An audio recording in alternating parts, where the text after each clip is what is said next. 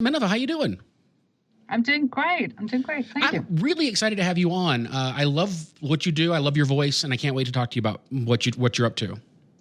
That's awesome. Thank you. Well, tell me a little bit about yourself and how you got started in music. Oh, that's a long story. I guess I started, I had this dream since I was a little kid, singing, but I was a shy child, so it took me many years before I even, took any stepped actually doing something like that. So, yeah. And then this YouTube came along, and I saw people posting videos on YouTube and so forth, and I just wanted to give it a try, and see if there is an audience out there for me, because what would I know? Maybe there is, maybe they're not, but I wanted to give it a try, so I covered the Haven album from Camelot, without a video or anything like that, just a picture. I saw that people liked it, and they started to ask for my face to actually film while I was singing and so forth. And I just, went for it. Did you have vocal training when you were growing up? Yeah, 2 years.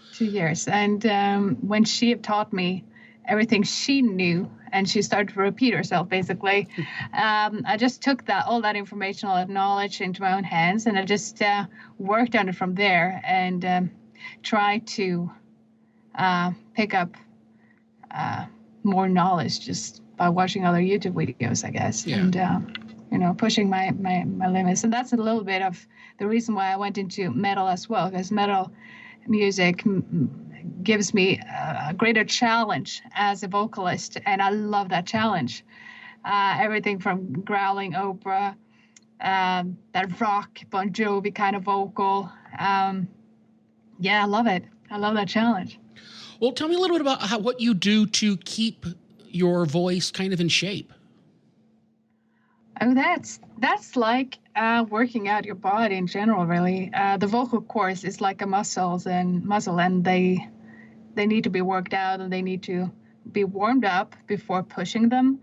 They need to, at the end of working out your body, you want to calm down and do some stretching and so forth. And then I do the same with my vocal cords, just calming them down and have a cup of tea, and so it's pretty much the same principle as working out your body and your bicep or whatever. You warm up, you push your muscles, and then you gradually rest with a cup of tea, and just doing stuff like that.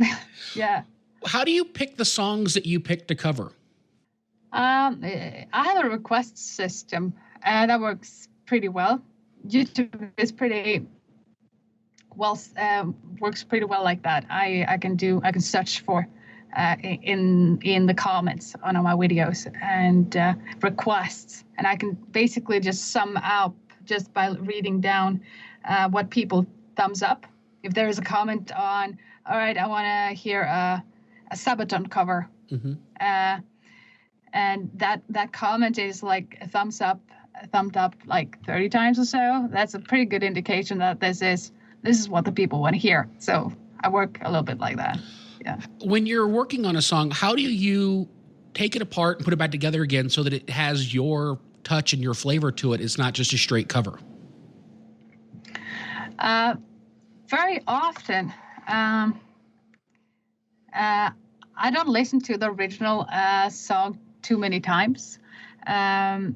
I try to, because as a musician, I don't, believe it or not, I don't listen to music as much because I work with it so much that when I'm relaxing, I prefer silence.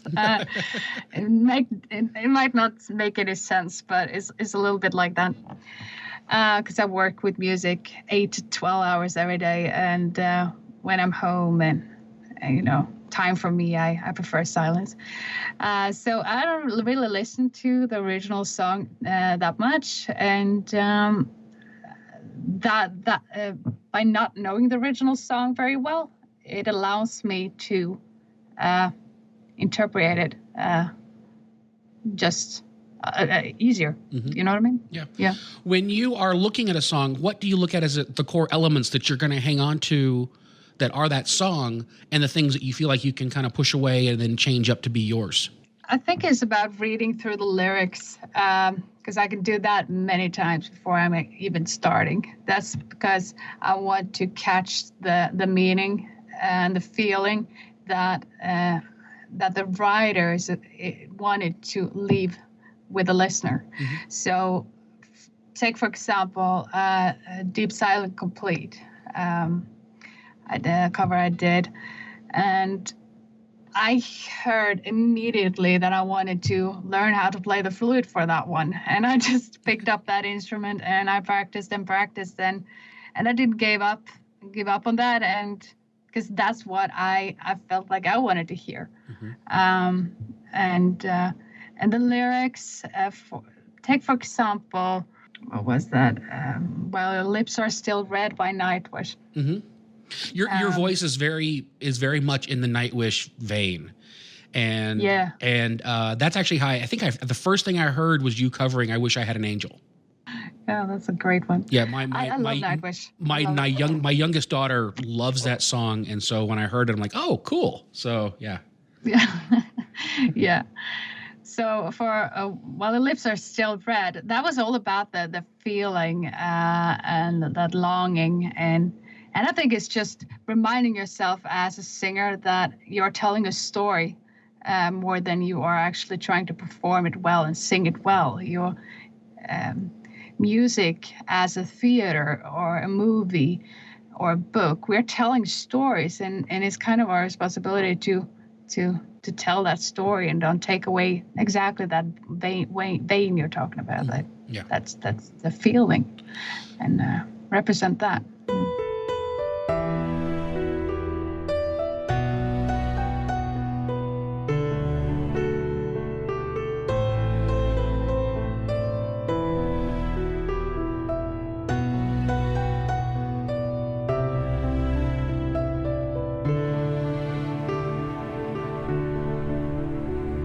Sweet little words made for silence, not talk. Young heart for love, not heart.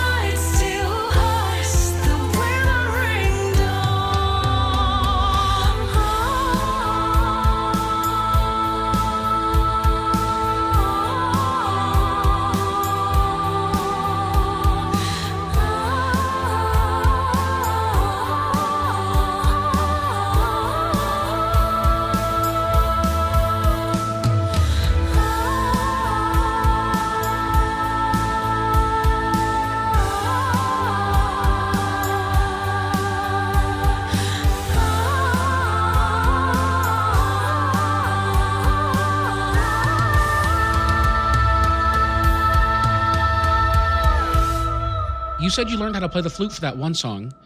You learned how to? Do you play other instruments?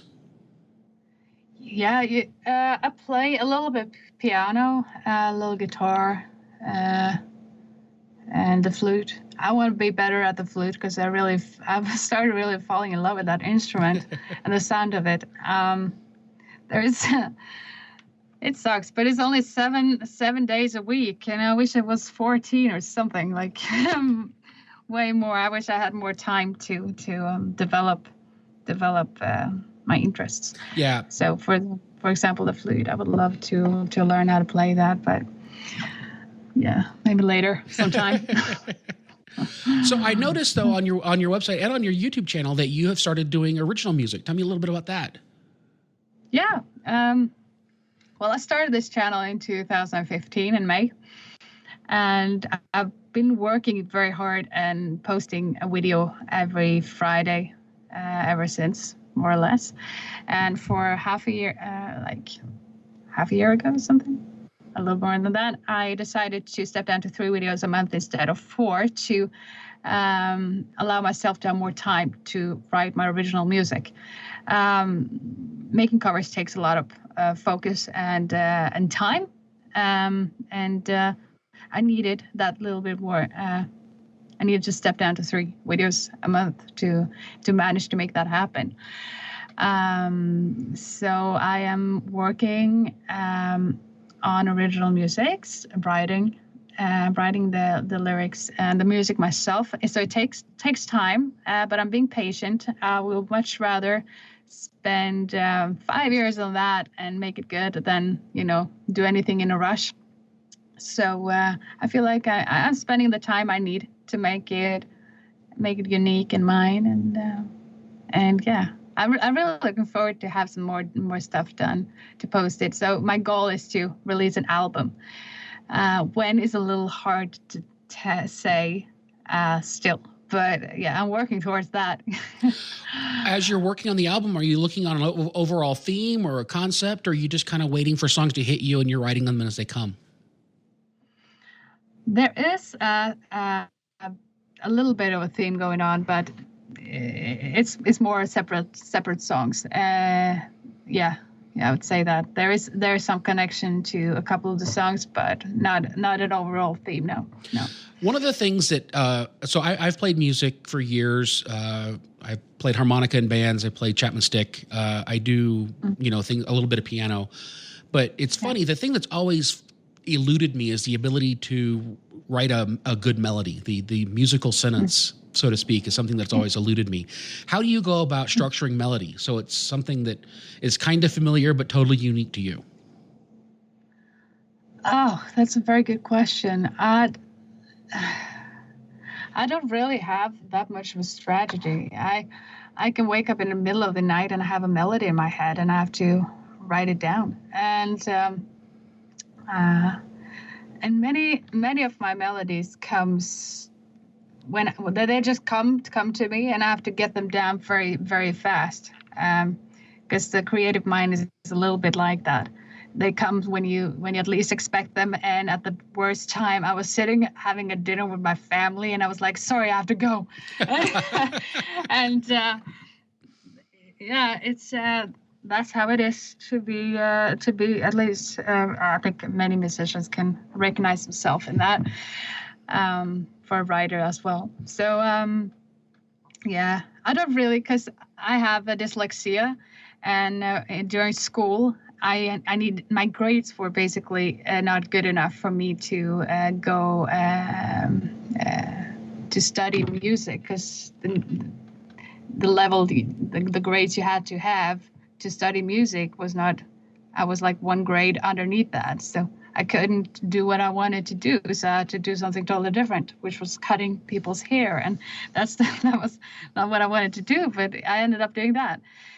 So I don't have much music theory on my back, so that stuff I will have to study on my own now as a grown-up person. So I feel like I'm a little bit behind what I wish I were when it comes to music theory, because I believe if I had more study, I guess it's hard to say because I don't have it, so I don't know what I'm missing out on. You know what I mean? So, but I'm doing good. I'm doing good enough. It's funny how the music theory comes up a lot in conversations I have because it's really the roadmap of how to do it. And I talked to a guy not that long ago, and he's actually basically taking theory classes from another band that they tour with. So he's in one band playing guitar, and he's basically, when they're off stage and in between shows, he's actually taking theory classes from another guy because he feels like he needs it to help progress as a musician. And I think that that's one of the cool things about being a creative is the fact that you never feel like you're done. You're always pushing yourself to be better and to learn more and to improve so that those skills don't stagnate. Yeah, exactly. So it's about, as long as you're hungry to learn, as long as you're seeking information and knowledge, being humble and talking to other musicians and learn everything you can from them. I think you can go as far as you want, and being curious and never always be hungry. I think that's important. Always seeking for knowledge, more knowledge. I want to ask you a little bit about you running kind of yourself as your own business, because you've got the YouTube channel, you're doing covers, you're doing all this other stuff. How do you balance your time so that you still get to do the things you need to do, as well as on occasion do the things you want to do? That's a great question. I've wondered myself many times. In the beginning, like the two first years, from 2015 to like 17, I worked everything from 10 to 12 hours a day. It was crazy. And I didn't have a life besides music. There was working, there was singing, recording, filming, editing videos, because I'm doing all of those things myself. I'm paying Quentin, to one of my collaborators, to mix and record some instrumentals and stuff. But I'm doing a lot of the work myself, and in between there, there's not that much time to, especially I think it's like when you're building a house, you have to focus on building that house and put everything else on the side for a little bit. And when the structure is up and the roof is on top of there, you can start to relax because the winter is coming and it's getting cold. So I am at the goal line. What do you say? I'm at the point now that I can manage to balance my time a little bit more time for me, a little bit more time to, just remember who I am, and remind myself of why I'm doing this, more time to breathe, and more time to be creative with my original music, and have that walk in the forest every now and then. That's incredibly important for the mental health, and eating properly and drink enough water and stuff like that. So I kind of managed to catch up on having a life outside music very recently. So that's been 2018 has been my where I kind of found that space for me, you know what I mean? Now you use Patreon, correct? That's right. How do you set it up so that your patrons you reward your patrons for supporting you? Because everyone has a different way of doing it. Some people, everyone's got their own theory on how it works. So how does it work for you? Yeah, my patrons are amazing. There's a great family going on there. Many of my patrons don't really expect anything in return, and that's just so incredibly sweet. But I also want to give something in return. So what I do is that I give them the final mix. I give them the karaoke kind of version to it with the Minniva choir. Because I love choirs. I love to build up a lot of choirs, and I kind of add that to it. And I also give them a lot of a cappella stuff, the vocals, only the vocals like that without the instrumental, because that way they can see the work and they can hear the actual work behind it all. Casual everyday updates of what's going on. A little video with my phone, and telling them how I'm doing and what's going on and where I'm at, and a little tiny clips of behind the scenes that I'm doing. for the videos I'm creative, because some of the videos requires some props, requires some behind the scenes kind of work. So I make that very special for the patrons as well. And we write to each other a lot, and we Skype to one another once a month.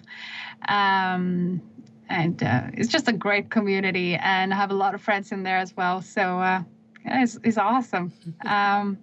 Yeah, they really keep me going. How do you in the 4 years you've been doing this, or the 3 years you've been doing this, how do you balance keeping up with technology? Because technology has definitely changed, especially for like the YouTube thing and how to use music and sound and all that kind of stuff. So how do you keep up with all that so you're kind of still cutting edge and things are still kind of evolving that way? Yeah, and that's also where the patrons comes in, because I grew up on a farm with barely a phone in my hand. I didn't have a computer or anything, so I had to learn all this in a grown age like that.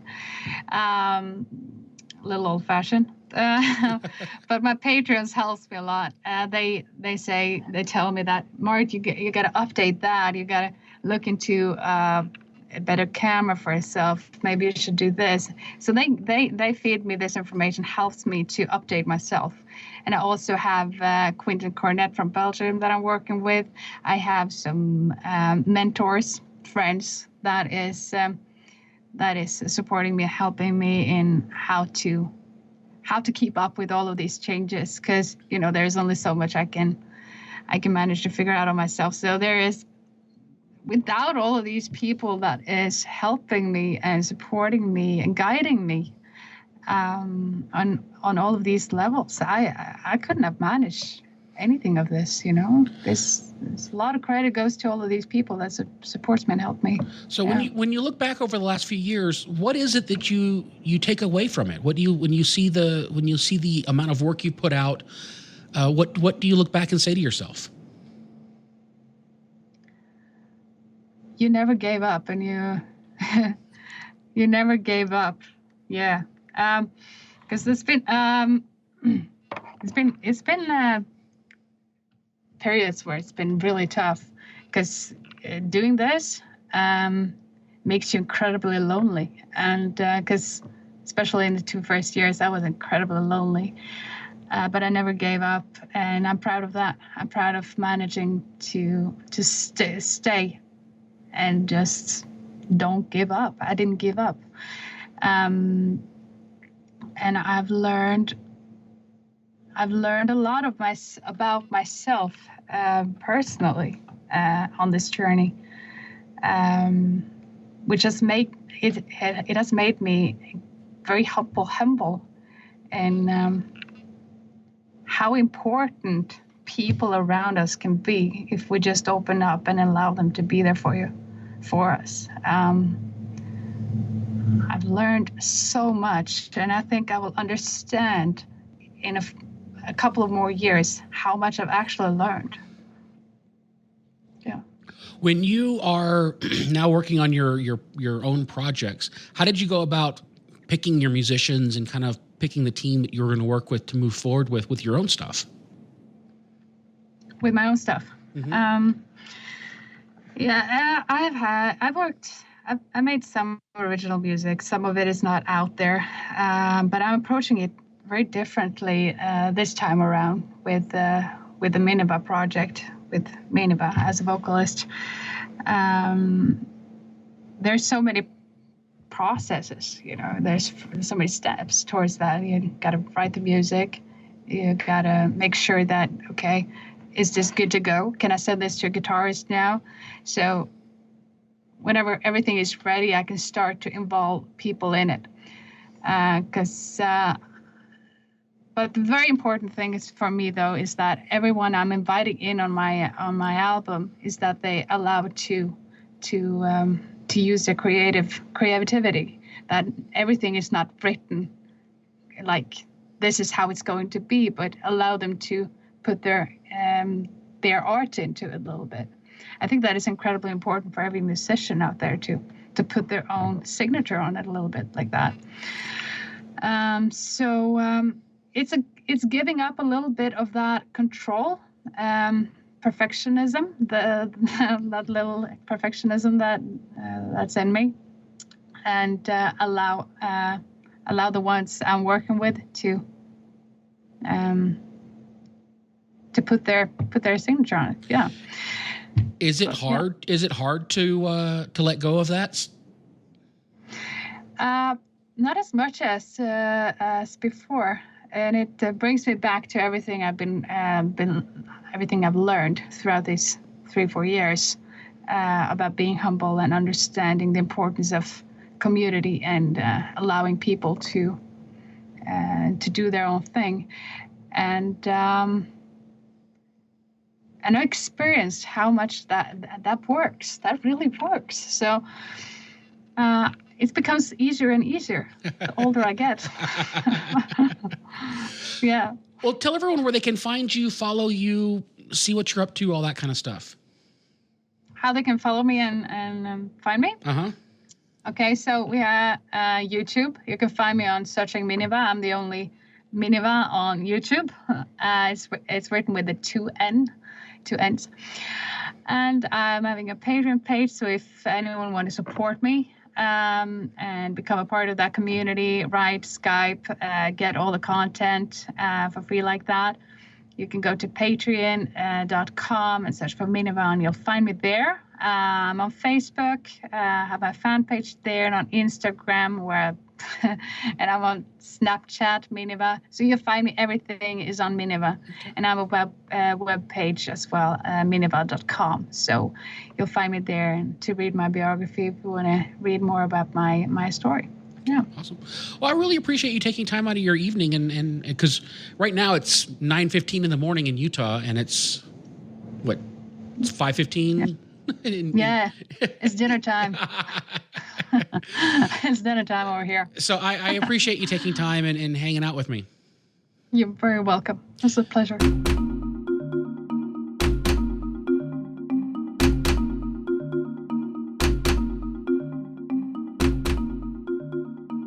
For more Beyond the Playlist with Jay Hammond C, you can go to jhamondc.com. You can follow me on Twitter at jhamondc. You can email the show at jhamondc@gmail.com. The theme music is by Magnus Sellegren featuring Jimmy C and the New York Brass. The cover art is by Phil Rude. You can join the Facebook group for Beyond the Playlist with Jay Hammond C. You can find this and other fine shows streaming at Alpha Geek Radio. If you like what you hear, you can go to iTunes or Stitcher and leave a review. Thank you for listening to Beyond the Playlist with Jay Hammond C. The night is falling in silence, waking up the spirit of sea. In peace I'm closing my eyes, praying the Lord He's promised to keep. Thinking all the life that I didn't follow, the green meadows back home.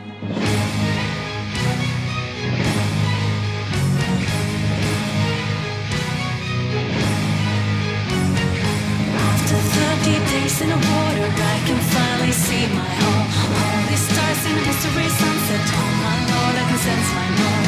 I was in fear and I was in awe, but I survived this unjust war. Suddenly a roar of thunder and our ship is losing control.